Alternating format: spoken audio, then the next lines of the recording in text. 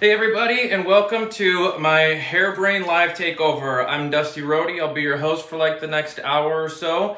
We're going to show you a simple, sexy shag. We're doing this through Aveda's got a lot of new classes coming out, and one way you'll be able to really get an in-depth dive into this shape that I'm creating, like kind of the simple version of, is with my new Reignite class that's coming up through Aveda.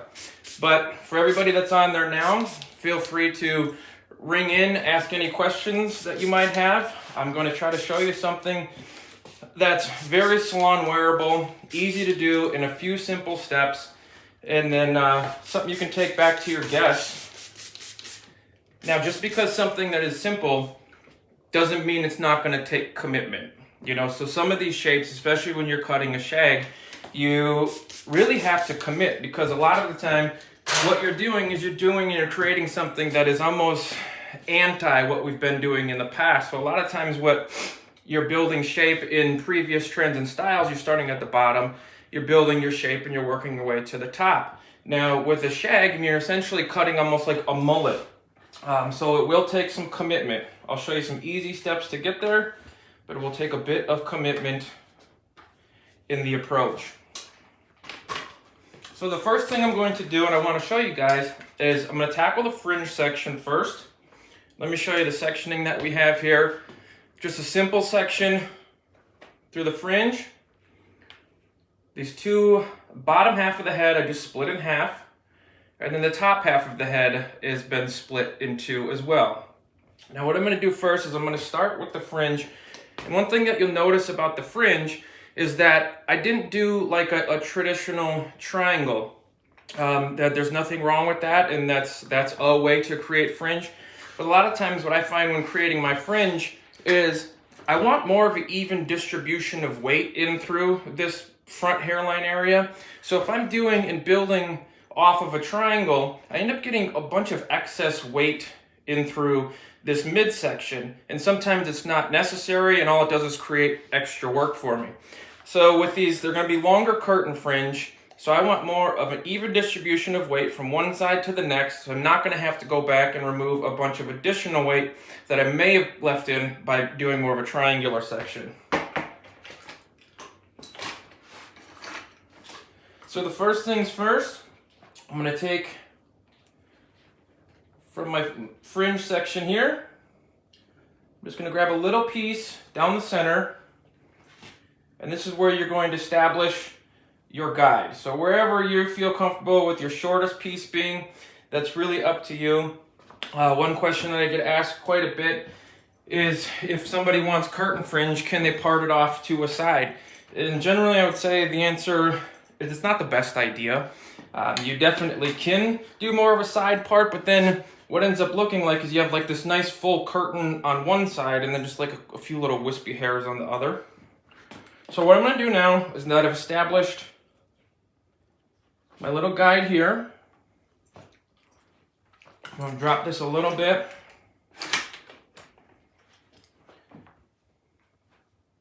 And I got my beautiful wife here with me too, so if any questions come through, she'll be here to answer or to ask them for me, so feel free to ask away.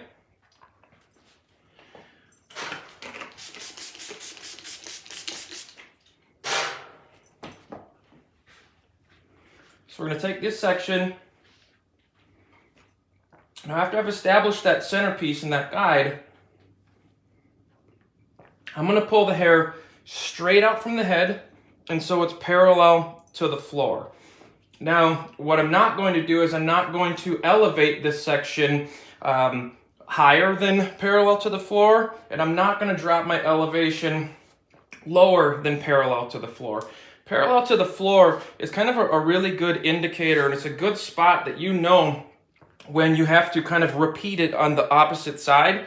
You know, parallel to the floor is parallel to the floor. But if you have your elevation dropped a little bit, say it's here on this side, the chances of you matching it exactly on that side become a little less likely. And then on top of that, notice what I said is I'm going to pull these straight forward. So I'm not going to over direct towards the center at all, and I'm not going to over direct away from the face at all. So same thing when it comes to gauging your elevation or gauging your elevation. You're also not having to guess and gauge your over direction because we're going straight towards you and then parallel to the floor on both sides. So then what that leaves us with is all we have to do when cutting to match to the next side is make sure that whatever angle we choose to cut here, we just have to match that, mirror that on this side. So I'll make my first cut. Not doing a super aggressive angle or anything. Just something that's gonna flow and kind of swoop down real nice. So now I'm gonna come over here. I'm gonna do the exact same thing to this side. We'll grab just a little piece.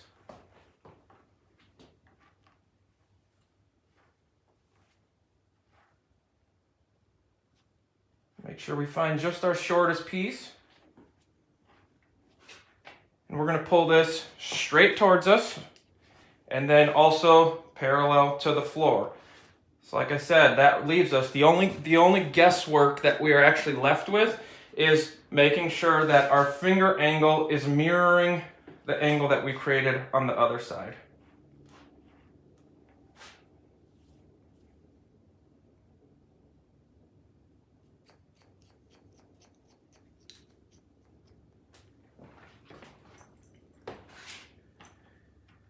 So then as far as the fringe go, it should be as simple as that to create your curtain fringe. There's many different ways that you can create curtain fringe. This is one way that I have found has taken a lot of guesswork out of finding the best way to create balance and symmetry from one side to the next. Because if your elevation's in different spots and you're over-directing dramatically in different spots, there's nothing wrong with that, but it can be a challenge when you go to mirror it and then match it on the other side. So we're gonna leave these two top sections plugged in for now.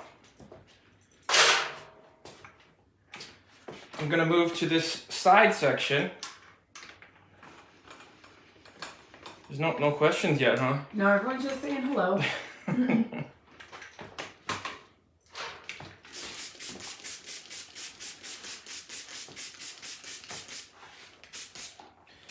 And so when I found out that I had the opportunity to do this this is my first Hairbrain live takeover, and I've been around long enough to. Opal has a question. Who's got a question? Opal Wilson. Right. She says, "What shears are you using?" I do have shears are such a personal preference, and it really comes down to what's comfortable in your hand. My wife and I, we have created a shear company, but this platform in particular is not one for me to be promoting it at the moment. So if you want to DM me any questions, that's totally fine. But you can check out Hairbrain. It even has a really good collection of scissors. I've used a lot of them. They're super good. But like I said, one thing I would just be cautious of is if you're going to spend a ton of money on scissors, like $1,000+, just really do your research. That's all I have to say. And then Patrick has a question for you. Could you use this template on curly hair as well? Great question. Yes, you absolutely could. If you didn't hear my wife, the question was, can you use this template on curly hair as well? And the answer is absolutely yes. Now, depending on the different curl and coil patterns that you might be facing within the hair texture that you're working with, you might want to be cautious of the tension that you're using. So to move forward, I'm going to take my first section here. We're going to pull this straight forward. And now if you wanted to, you could use this little piece of hair, the longest part of your curtain fringe, and you could use that as your connect piece, because we're going to go from short to long as we cut this section. Now you don't have to, depending on how long you left your curtain fringe. So let's just say you cut like some shorter fringe.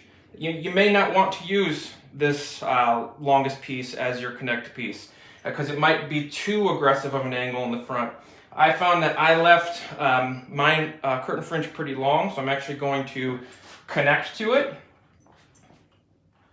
So we're going to comb this all the way forward.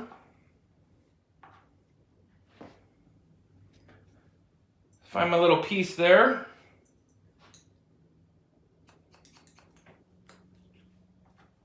And then I am going to angle from short to long, but what I'm not doing is I'm not really trying to exaggerate it. So like I'm pulling my section forward after I've determined and decided the angle that I wanted to use. I'm not like sliding and trying to really, elongate my angle here. Just want to pull it straight to you, choose your angle, and then make your cuts and finish it out through the section that you're holding.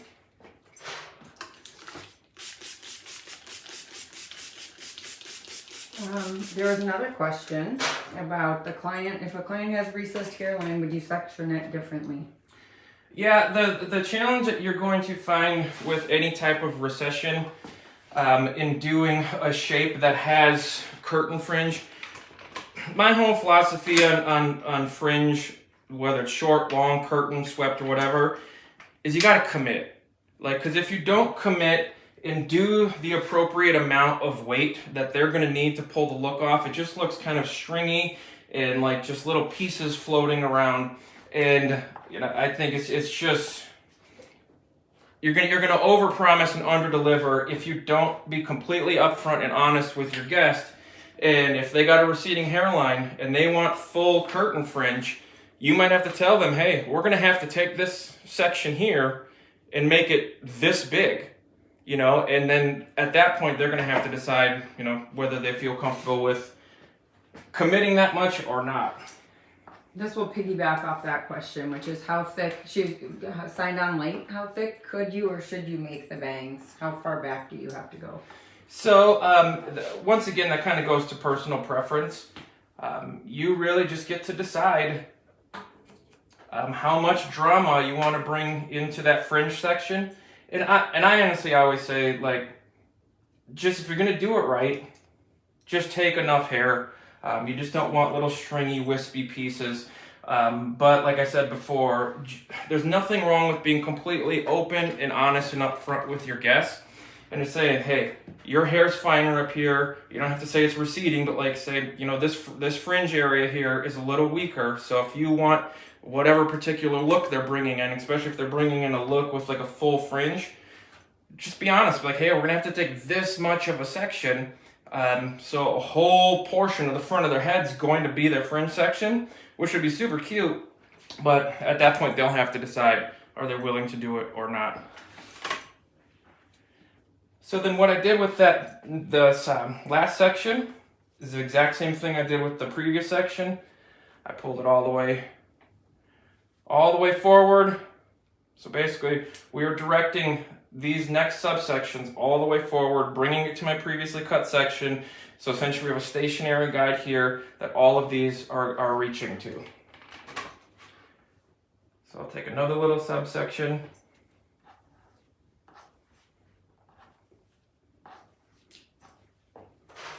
Do you know when you're going to be going to Oregon next? I do not know when I will be that way. I'm guessing that I have something on the calendar. I'd have to check. You can direct message me. My Instagram handle is just @DustyRody, no S, just @DustyRody.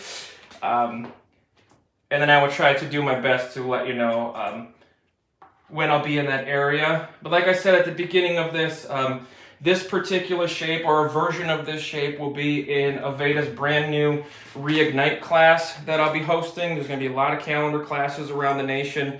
I think I'm pretty booked all the way through the end of the year already and into next year. But some of those classes, that doesn't mean the classes are booked. But so there are available. So I would just try to find if there's some Aveda calendar classes in your area to jump on it now, because I'm pretty sure that they're limited to about 15 people.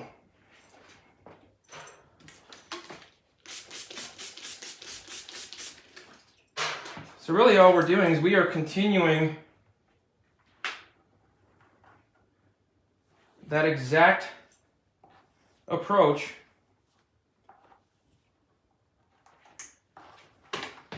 all the way to the front, pulling it to our stationary guide. Can I see here? Uh-huh.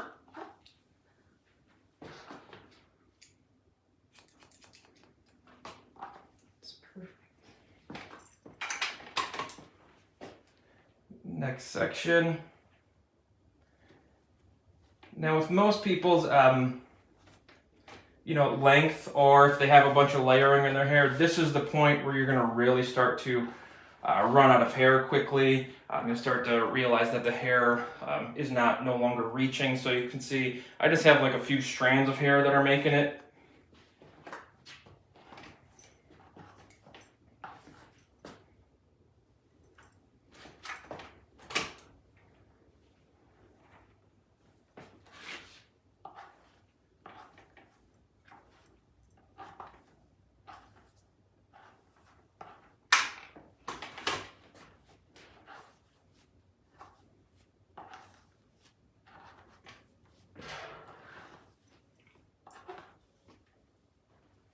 Just barely anything left here.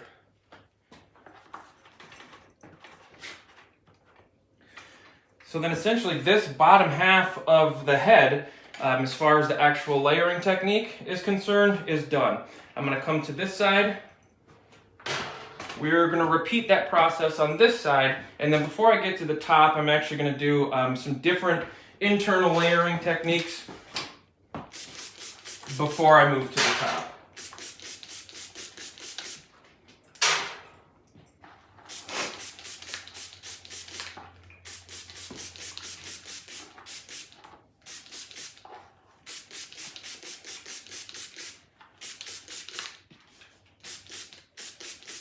Oh, but like I was saying before one of the questions came in, when they asked me to do this live, it's actually been a big honor to do a Hairbrain live, because I've been around long enough to have known Gerard and Randy for years, and Gerard in particular has always been a major hair hero of mine. He's just really helped me along the years, whether he knows it or not. Thanks, Gerard.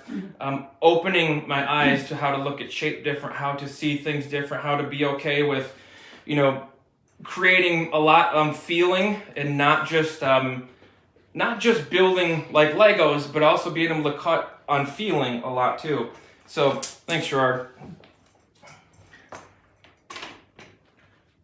So there's a question. Is this haircut part of the Aveda education? So this is a simplified version of what we will be doing in the new Reignite class that I'll be teaching. And then what you'll also find is, I think through a lot of the other Aveda education, is because shags are so big, or like these kind of looser, extremely layered shapes, whether you want to label them a shag or just aggressive mid texture, you're gonna, no matter what class you take, I think you'll end up finding a lot of different options and really different cool ways to cut your aggressive mid-length shapes. All right, so when we get to this side, now because we are using our longest part of our fringe as our connect piece, we just got to pull the hair straight forward, find our longest part of the fringe, and then start cutting.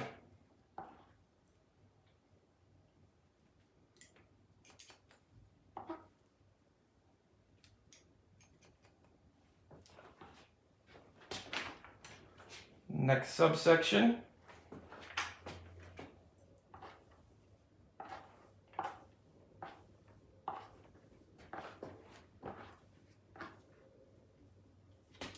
Pull it straight forward. And if you'll notice, when I'm pulling these straight forward, they're obviously all going to the one stationary guide. And I'm also doing my best to not drag my elevation low or drag my elevation high. So once again, we are using parallel to the floor as kind of a ground zero for where to hold our stationary guide.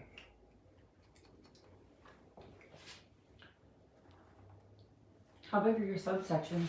So the subsections, I would say keep subsections anywhere from a 1/2 inch to 1 inch, depending on what you're doing for your haircut and for your shape, and then how much density the guest has in their hair.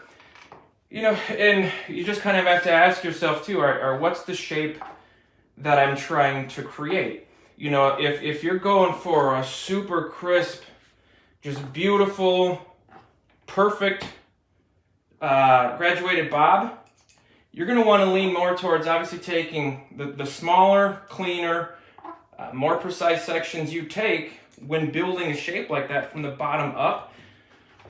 You're gonna stand a better chance of creating that nice clean foundation. Now, if you're doing something like this, that's going to be more aggressive. It's almost kind of falling from the top down. There's going to be a lot of texture, a lot of movement in it. I don't know that it's super beneficial. Well, actually, no, it's not super beneficial if you were to go through and take tiny micro sections while doing exactly what I'm doing here. Feel free though. If there was a general rule that I land on, it's only handle enough hair as you're comfortable with holding.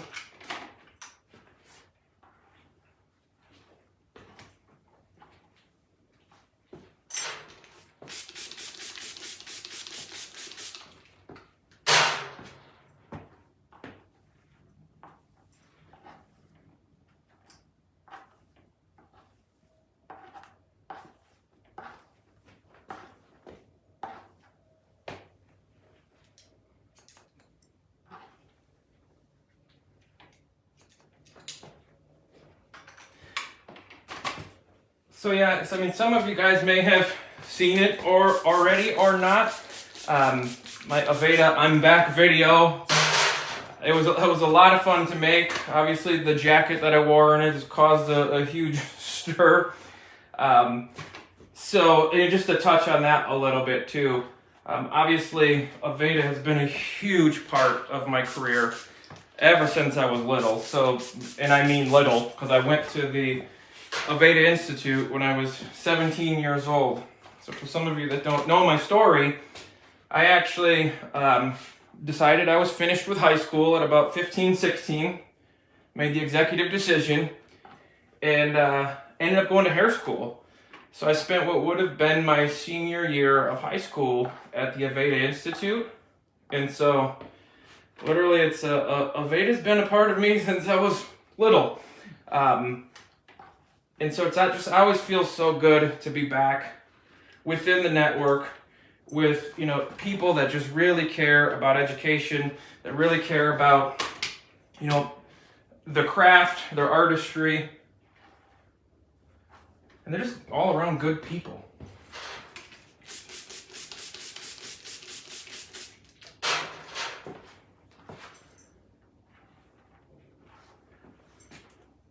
Take one more section from back here.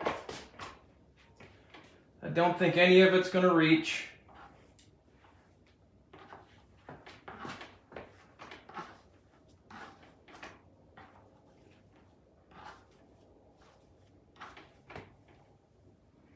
Did not. So now we still have these top two sections to cut.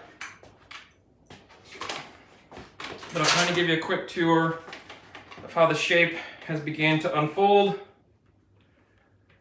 Not crazy aggressive, but it did just build that nice short to long flow in the back. Now, if the customer had, like, I would say, super fine hair, you might find just by pulling the hair forward and then just letting it, naturally fall back like this, you might be good. Like, you might be done, and you might not have to do a ton more into this. But I'm actually going to take it a step further and do a technique that I've just dubbed cylinder breaking. It's nothing that I didn't make it up. I'm sure there's other different names for it. That's fine, call it whatever you want. But I actually first watched somebody do this particular technique. It was at a Nevada Congress, I think it was like in '98 or somewhere. It was a long time ago. And I think they did it on dry hair with a clipper. And obviously it was like very, very hair showy. But you know, you should be able to take inspiration from even crazy wacky stuff and then figure out, all right, how could I actually incorporate that into my daily clients? And should I incorporate it into my daily clients? And would it make any sense if I incorporate it into my daily client work? And I think a lot of the times what you'll find is anything that you see that somebody does that seems creative, there's usually going to be little bits and elements of things that you can use within it. So what I wanted to do is I wanted to be able to take the really cool technique that I saw and learned as a, you know, more of a stage technique, and then be able to duplicate it when it comes to actually doing clients. So what I'm going to go through is I'm going to take a section, I'm just going to twist it into a cylinder.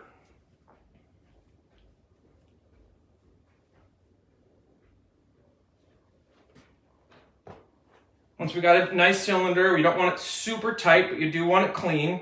I'm just going to go through and I'm going to break it up. Cylinder breaking. And that way, you know, you're taking sections, you are going, you know, in precise motions. You're not just going through picking up, twisting hair and hacking at it. There's a method to the madness. And what that is doing is creating all of these little internal layers within the hair.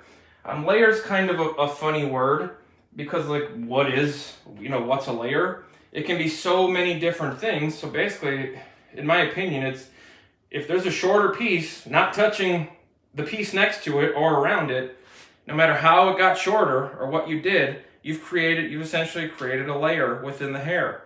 So then every one of these little breaks is another little layer within that particular section. Would you ever do that with thinning shears? Yep, you could do this with thinning shears too. I'll actually demo that on this one. It's not my favorite approach because there's a lot of variables that come into play when twisting hair in these cylinders, and I'm trying to remove as many of those variables out of the equation. So when doing with thinning scissors, I'm going to do it just to the end here. You could go through and you can make your cut, and a lot of times people will cut and they'll cut all the way through. And then depending on what scissor you're using or how the teeth are separated and how much weight they remove, you are going to do that basically throughout that section. I actually like to, when twisting the cylinders, because as you're twisting something, it's going to be thicker in through here, and the closer you get to the end, just by default, the hair is going to get thinner and thinner. So I want to, if necessary, be able to do more breaking and weight removal up here, and then maybe even a little less as I work my way out.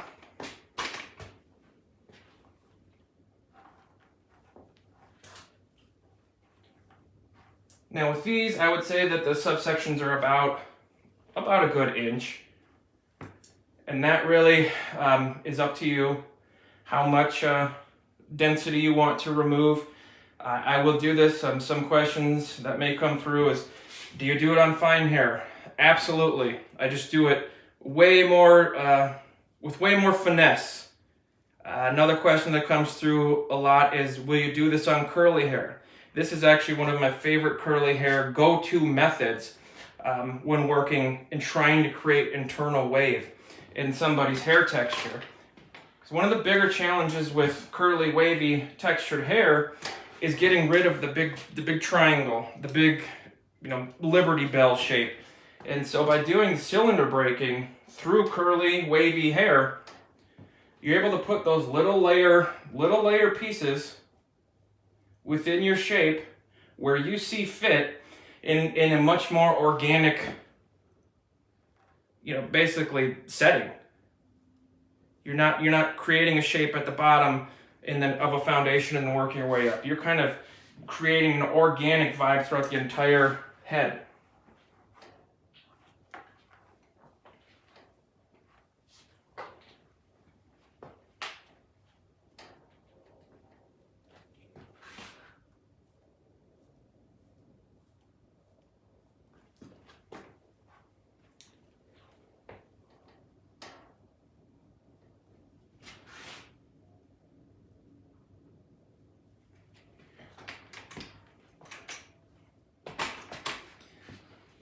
So then here, when you go to comb it out,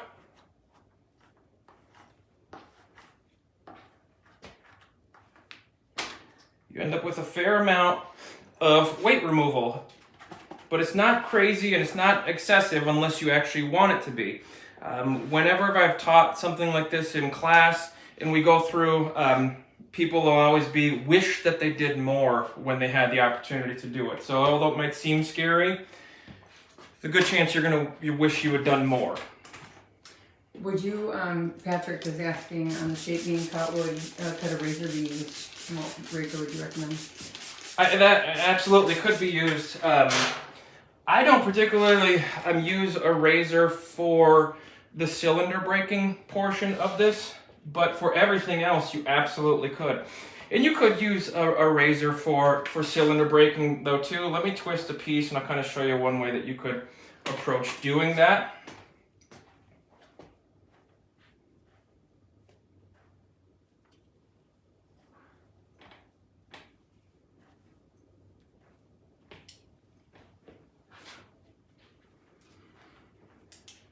So we'll twist the hair here.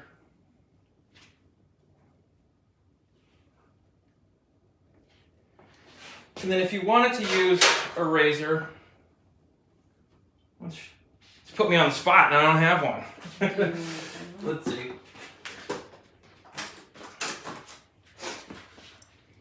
All right, so here we go. So Sue was just asking, would you do this twist on thinner hair, but yeah. Yep. So we'll go through, you take a razor, any stick razor, I think you could go through with. I just think you might find yourself kind of chewing and hacking at it more than you'd want to. So, and quite honestly, I really feel like a scissor would work better in this situation. But to answer the other part of your question is, what razor would I recommend? Now, there's two main kinds of razors, as most of all of you know. There's the stick razor, which is the one that just kind of looks like this. Any version or something similar to this, where it's got the blade in there, and there's usually a guard, disposable blades attached with a guard built onto them.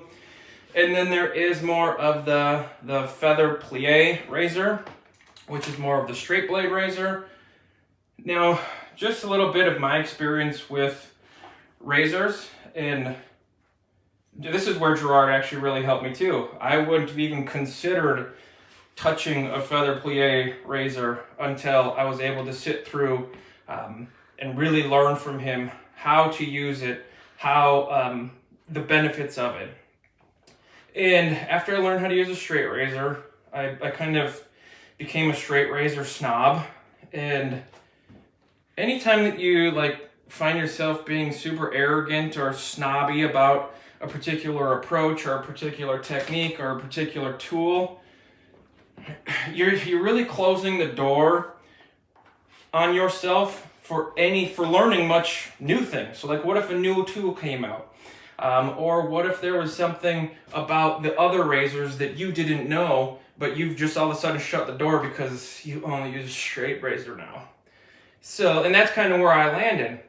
And then after I kind of went through my straight blade phase, I decided, you know what, I'm gonna go back and I'm gonna see if there's anything that I was missing with the stick razor. And there's a lot of different techniques that you can do with both of them. So I would just really recommend you guys taking, if you can find any good razor cutting classes, learning the straight razor. It really helps you hone in your precision and teaches you either the easy way or the hard way to be cautious with the tool you're working with. And then get really good and learn all the functions of the stick razor. So still just working through my sections. One question that comes up a lot of the time when doing this is which way are you twisting them? Just for argument's sake, whenever teaching this, I just tell people just twist them away from the face. So then everything on this side, I twist it this way. Everything on this side, I'm twisting that way. Because of what we're doing and we're kind of making the cylinder, we're kind of just breaking it. It's not necessarily creating any directional flow or directional encouragement like, say, a slide cutting would. Because we're not cutting from short to long, trying to encourage the hair to go one direction or the other. We're literally just putting little breaks into it to add some interior organic life.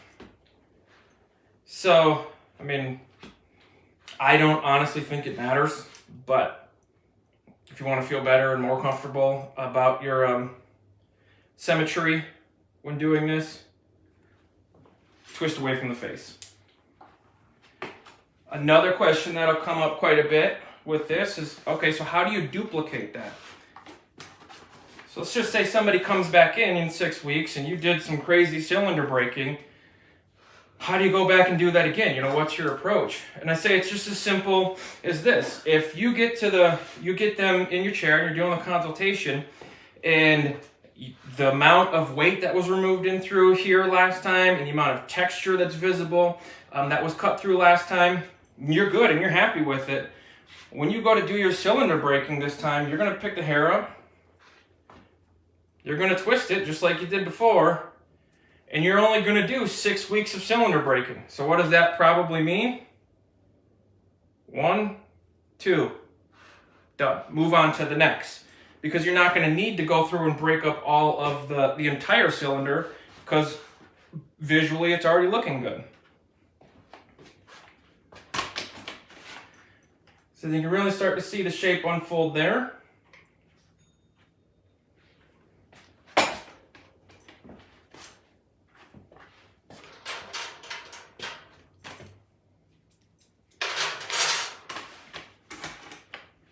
So before I move to the top, I'm just going to comb this, get it wet.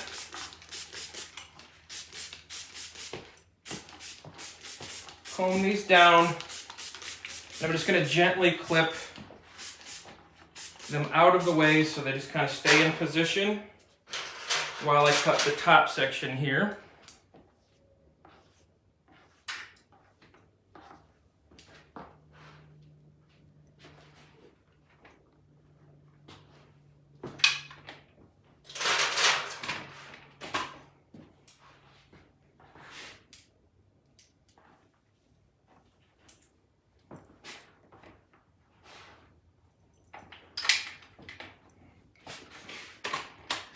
All right, so this is what we're left with. We're left with these top 2 sections here, and now we have to decide how much length we want to remove off of those. With the approach of some of these haircuts, these shag, aggressive mid-lengths, because they are a little backwards to what we are typically accustomed to doing, is cutting the perimeter and then building our shape from there. I mean, what you'll notice is we cut the fringe first. So it's like, why did I choose to cut the fringe first? Because probably like many of you, I spent too many years leaving the fringe until the very end of the haircut. And by the time you're at the end of your service wheel, you're probably running short on time anyway. So what you're doing is you're ending up cutting, you're leaving the most important part of the shape for last, and not enough time to actually do it. So ultimately it's like, do the scary stuff first, get it out of the way. So that's why I decided to approach the curtain fringe first. Now we were able to just determine, you know, where we wanted our shortest piece and then angle away from there. Now when it comes to the actual, these 2 sections that I just cut, I didn't cut the perimeter at all. You know, you didn't see me cut the perimeter once. We're gonna get to that, but I didn't do it one time. And that can be kind of a mind tweak for a lot of people. That can be a challenge for them. But like, I didn't cut the perimeter yet. I can't do any layering, but you can. So what did we base our layer length off of? You know, we pulled the hair out to here, and then we decided we were going to use our longest part of our fringe, but we didn't have to. If our fringe was shorter, we still could have pulled it out further. The fringe does not have to connect with the side layers. They just don't. In this case, they just ended up being that way. So how did I decide, you know, what length I wanted to cut here? Well, really it comes down to when you're gonna start your layer, your cut on this angle here, how short do you want that shortest layer to fall here? And then, so that's when I decided, then you have to decide, all right, how much angle do I want to put on that? Because the more angle that you put on this here, the longer you're going to go, and then the longer the back is going to remain because of over direction. You're all pulling into that stationary guide. So, like I said, we didn't cut the perimeter yet. We just went through, we cut our fringe, then we started to cut our interior, then we did even more interior work with the cylinder breaking, and now we're going to move to the top.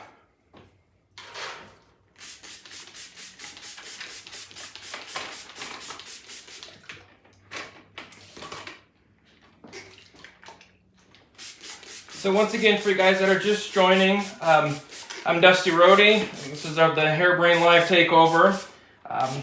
Definitely an honor for me to be able to do this, like I said before, and I just genuinely really appreciate everybody that's behind Hairbrain, and Aveda really stepped up and really, you know, put this opportunity forth for me to be able to be a part of this. And I just want to encourage anybody to find some of the new Aveda education that's out there, because we're going for it this year. You know, this year and the next for education is going to be Aveda's biggest education years, as far as the content, the quality, all of the opportunities. So make sure that you go and you sign up for whatever you can in your area, because they're going to be great. It's going to be really good education. So I'm going to start with this side here. I'm going to take my section. Now once again, we don't have anything to connect this to. We don't have anything to gauge where this length should end up being cut. So I mean, really, it comes down to you. How short do you want to take this top layer in through here? And that can be scary until you do it a couple times. After you do it a few times, you realize that the world keeps spinning. The more and more you get comfortable establishing new guides throughout different areas of the hair, however you see fit. So I'm going to take this section. I'm going to take, it's like a 1-inch section here. I'm going to comb this all forward. If you wanted to, you could also connect this to the fringe area. If your fringe was shorter and you wanted to pull it past here and then start cutting, you could totally do that too. With the length that I left the curtain fringe, I'm actually going to use that curtain fringe as my guide. But what I'm going to do that's a little bit different is I'm going to drop my elevation slightly. Because by dropping my elevation slightly, what it's going to do is every section that I take after this one, this will be our stationary guide, and by my elevation being lower, it's going to cause this hair to travel further and then leave a little bit more length as we work towards the back. So using my fringe as my guide, but with a lower elevation than when I actually cut the fringe, because then I was holding it parallel to the floor. This time, I'm dropping it lower. So you can find your guide there.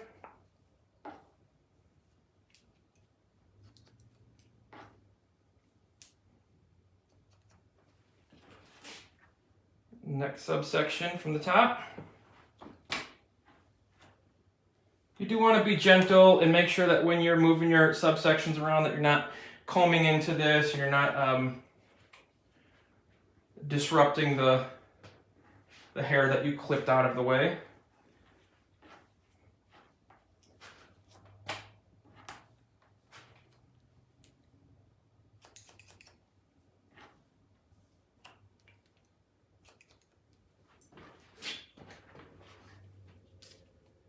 Next subsection.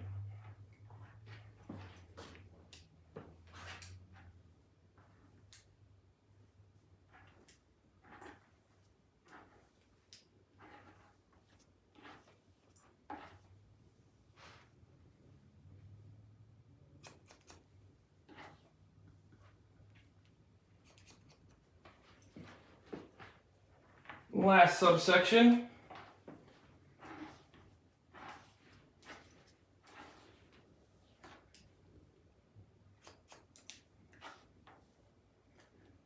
So I'm going to turn this to the side and kind of give you a side view of what we were doing. Every one of these was getting pulled all the way forward to that stationary guide. So I'm going to repeat the same process over here on this side. So what if they have a side part? They don't. That's my question. So this only looks good for like a middle part. Yeah, and that goes back to kind of what I was saying early on. My wife asked, what if they have a side part? And that's when I just feel like the compromising begins. You start to do a lot of these shapes. One, middle part's just kind of the vibe of the whole shag aggressive mid-length anyway, as far as my opinion is concerned. And then when you're trying to do curtain fringe, if you try to compromise with a side part, like I said, you're going to have a real nice heavy side, flowing to one area, and then weird little pieces over here. And then the same thing when it goes to your layering. It just gets kind of off balanced visually. I mean, you can make it make sense, but I just feel like the overall look is really compromised when trying to do side parts with these aggressive mid-lengths. Not like it's not possible. I've seen some cute ones, but it can be more of a challenge, and aesthetically it's not my favorite. So we'll find our guide, elevation dropped lower.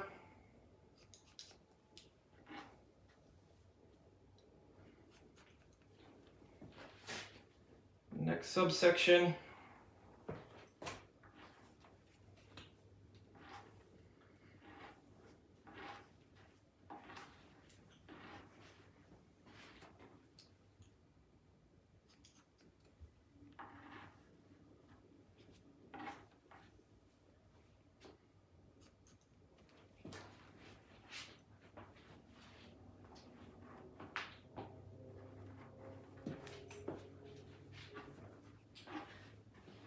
Do you ever want to have product in their hair, or do you like this like totally clean? Is that your question too? Yes.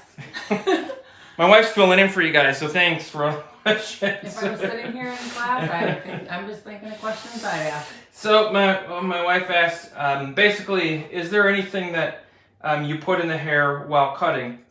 And I would say usually I do not. I think moisture content in the hair is very critical when creating your shapes, but I usually just rely on my water bottle more than anything.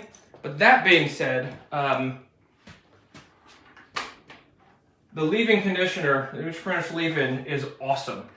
And so that actually helps really retain moisture throughout the hair longer, so you don't have to use water as much, which can also be very beneficial when doing any of your razor work. Like I said, moisture content can be crucial when creating your shapes. So whether it's water or product, just make sure that it's the correct moisture content for whatever you're doing at the time. That's actually, moisture content in the hair while cutting and creating different shapes is actually a pretty big discussion. So I wish I could break it all down for you in a short period of time, but it's crucial and it matters. But it just really depends on density and the shape that you're trying to create and the technique that you're actually trying to do at the time. So like cylinder breaking can be done on dry hair, but I find while the hair is wet, the cylinders lock a little better. So that'd be one example. You're trying to do a lot of slide cutting or encourage directional flow. I typically would want to do that on drier hair, because when the hair is wet and you're trying to slide through, the hair's in locks and you might not get the exact area that you're shooting for. So now I'm going to go through still have not cut the perimeter yet. We're going to go through this top section and do some cylinder breaking.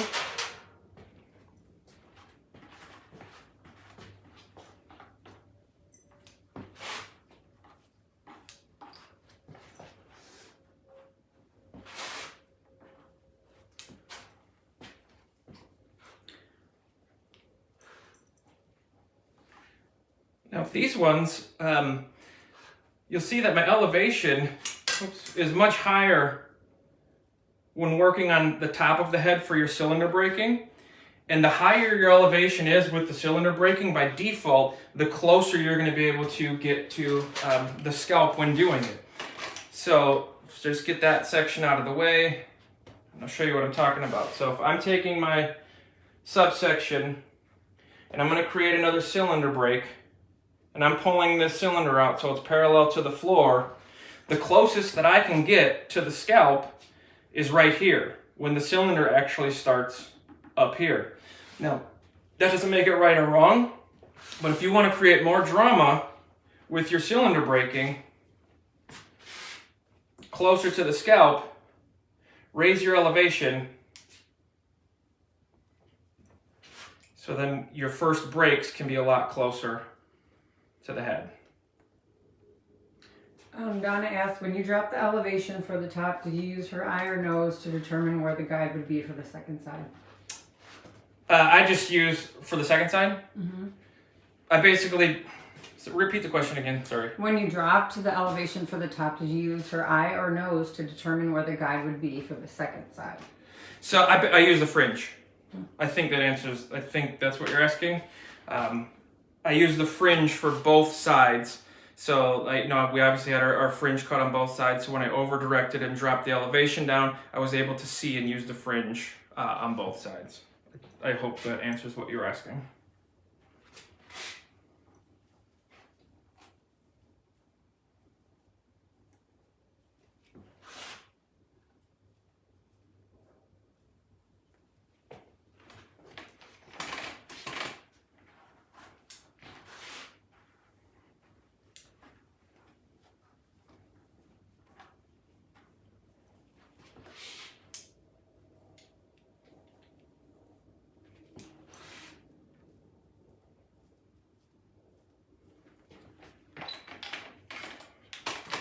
So another little tip on this cylinder breaking technique, although it can, be a little scary, don't let it be.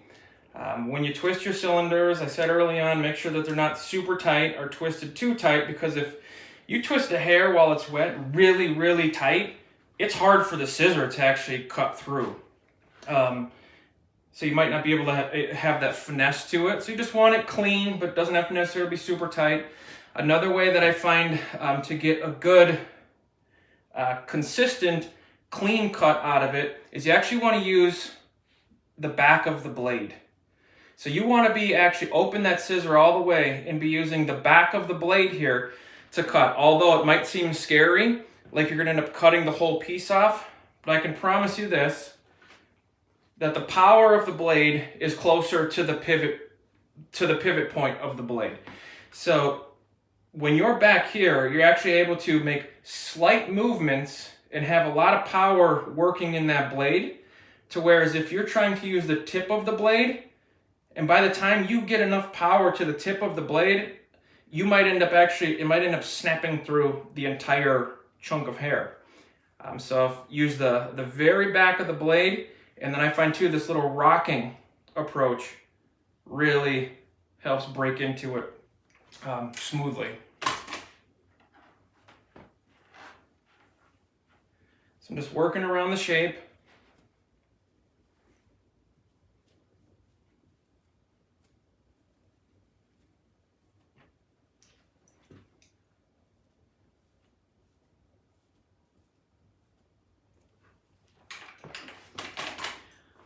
Sue's asking, how do you know the second elevation is correct, matching the first? Like from section to section, I'm wondering? You don't. So if you mean from one section to the next, it really could just go on feeling, and you're gauging how close do you actually want to be to the scalp. Now you could change that answer with every section of hair that you pick up. You could decide, okay, I'm working in this section here, I'm getting closer to the front of the face. Maybe I don't need to get as close to the scalp because I don't want to create as much drama.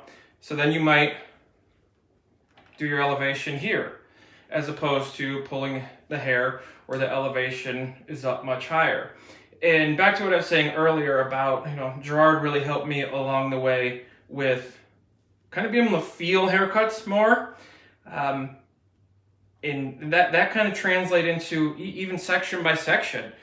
Being confident enough in knowing what matters at the end of your shape and at the end of your haircut is that it looks good. And so sometimes we have to do one thing slightly different in this section over here than we do in this section that mirrors it to get it to look right and to get it to look good. And so essentially as hairdressers, we have a pretty simple task. It's make sure that our shapes look good and are fairly easy for the customers to duplicate. You do those two things, I mean, you're right there. Sometimes technicality can be tossed out the window because you can do the most perfect haircut, and if it doesn't look good, or if it's super difficult for your customer to style, it's a loss, no matter how technically perfect the haircut was. There's just a question about Indian hair texture. It would just be the same, right? I would say you might have to get more aggressive. If you're talking about like straight, thick, dark, real heavy hair, I would say, absolutely. But if you want to get the most drama out of really thick, dark, straight hair, cylinder breaking is actually a really good way to do it. And I would probably get a little bit more technical and mathematical with my sections. So if I was going to do something like that in super thick, dark hair that was pretty straight, but I wanted it to have more life into it, I might break the hair into more subsections. And when doing my cylinder breaking, I'll be doing a lot more cylinders throughout the head as opposed to what we just did on this particular shade.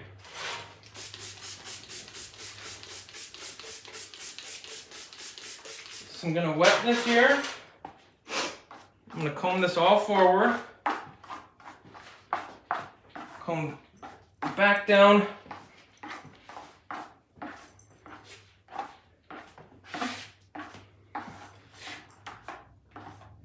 Alright, so I did not cut the perimeter yet.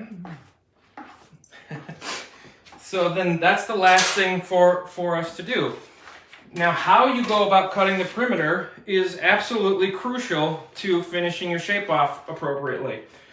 We just spent the last hour, this whole haircut, trying to create a super organic, a super lived-in look. So if we get to our perimeter and we start holding our sections down and we start cutting a blunt perimeter in, well then all of a sudden we just kind of destroyed every bit of organic that we just spent all that time creating. So when it comes to actually cutting the perimeter, you want to think more organically with your approach as well. So what I end up doing for this is your shape should already be in there for the most part. So I'm just like going through and doing a little slide cutting, removing any excess, or just bringing up, say if the back was super long, this is when I would bring the back up, but I'm bringing the back up and bringing the length up by grabbing little pieces of hair, moving them around, seeing where they fall,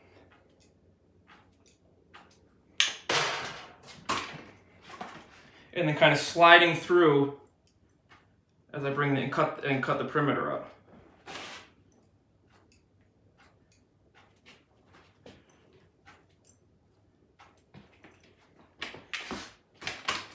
And whether you use this approach or some other different kind of sliding or organic approach, it's whatever you're comfortable with. But one thing that I will say when doing a particular shape like this is don't kid yourself and be like, okay, I'm gonna leave, and think you're gonna leave the perimeter, you know, real broken and organic by combing the hair down and doing deep point cuts.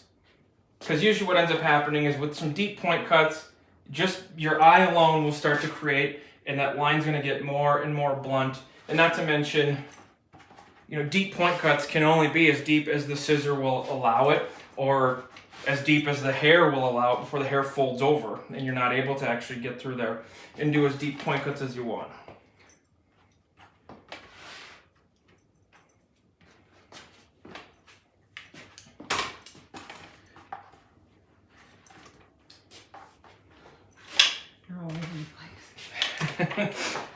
All right, so with this shape, I'm not gonna make you guys endure a blow dry, so I actually pre-did two before this. Sorry. So I show you what the different shapes look like when they are done. This one was air dried, completely air dried with the Nutriplenish gelée, and then we ended up putting in some texture tonic as well. A little bit shorter, the fringe is a little bit shorter. Real similar approach we went and did with this one. And like I said, it's air dried, so to bring out the most organic texture in it. This one more of a mid-length, and this one was actually styled with kind of a back and forth flat iron wrap. So one's more super lived in, one is much more organic. Fringe are a little bit longer on this one, about mid-length on this one, and then shorter on this one. So you can, hopefully you guys can see the different vibes you can get, you know, in three different shapes